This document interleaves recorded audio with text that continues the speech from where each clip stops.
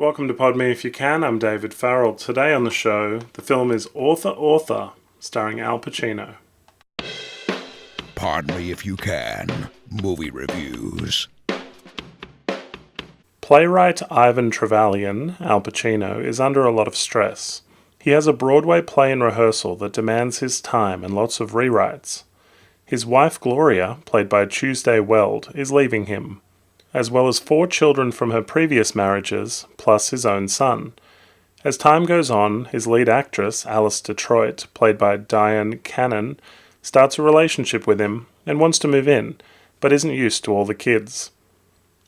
Will he reconcile his marriage or raise 5 children on his own?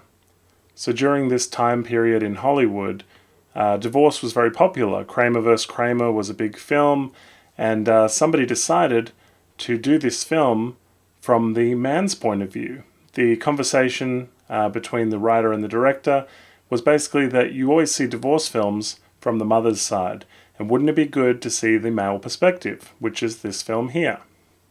This film suffers from a really confused family dynamic. Because you want to sympathize with the father figure played by Al Pacino, you vilify and condemn the actions of the mother character. So her traits include leaving someone for someone else constantly. She's been married 4 other times, and she's left a string of children along the way. I've got 1 natural sister, 7 stepbrothers, and 7 stepsisters. I've got more than 20 aunts and 26 uncles precisely.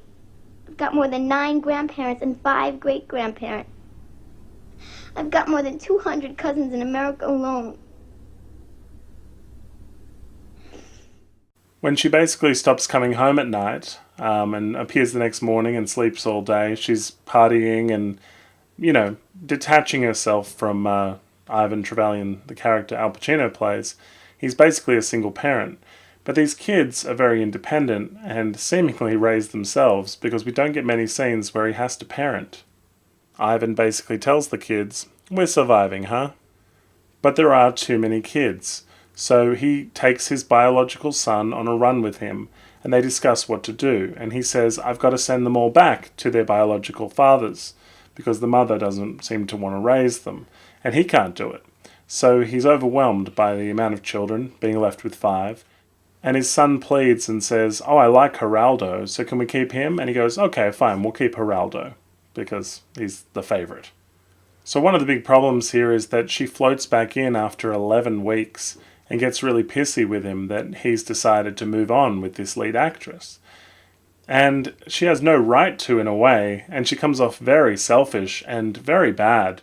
The fact that she's going to get married in 3 months makes her seem absolutely crazy. As conflicting as it is for her to want to stay but also want to go, she comes off as a nutcase. And, he says it. He says, "You're crazy." She's the craziest woman. Diane Cannon plays the lead actress, and in the opening scene we see her, she's drinking 3 champagnes and she has 3 aspirins, 1 with each champagne. And they ask her and she says, "Oh, champagne gives me a headache."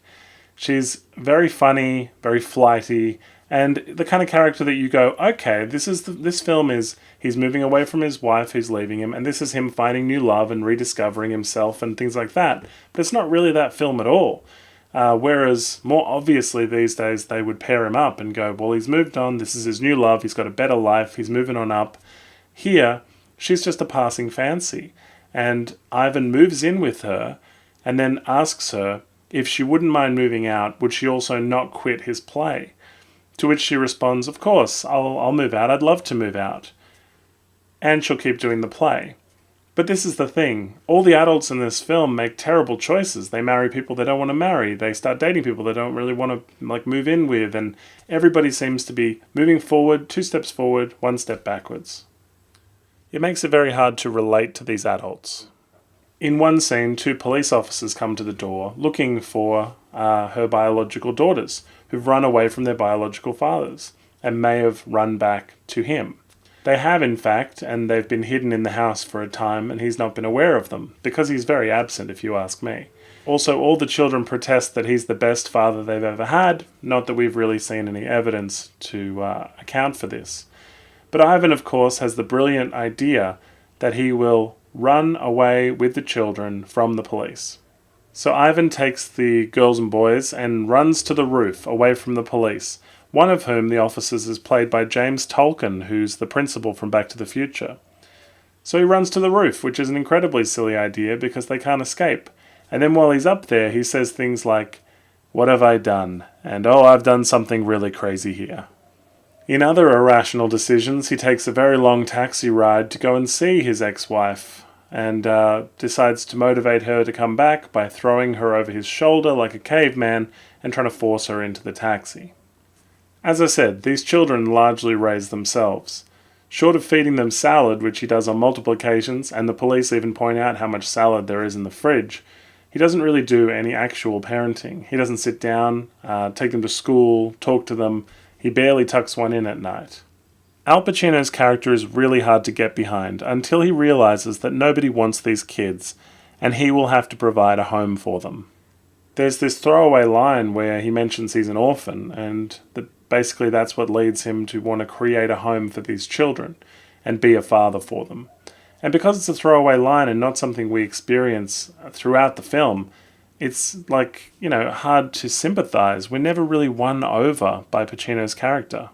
The film is underwhelming. However, it is worth mentioning that it did receive a Razzie Award nomination for the song "Coming Home to You is Like Coming Home to Milk and Cookies," which plays during the opening and closing credits and is quite awful. Thanks for watching. If you like what you see, please hit the subscribe button. Like us on Facebook and follow us on Twitter. Check out our podcast at www.podmeyifyoucan.com.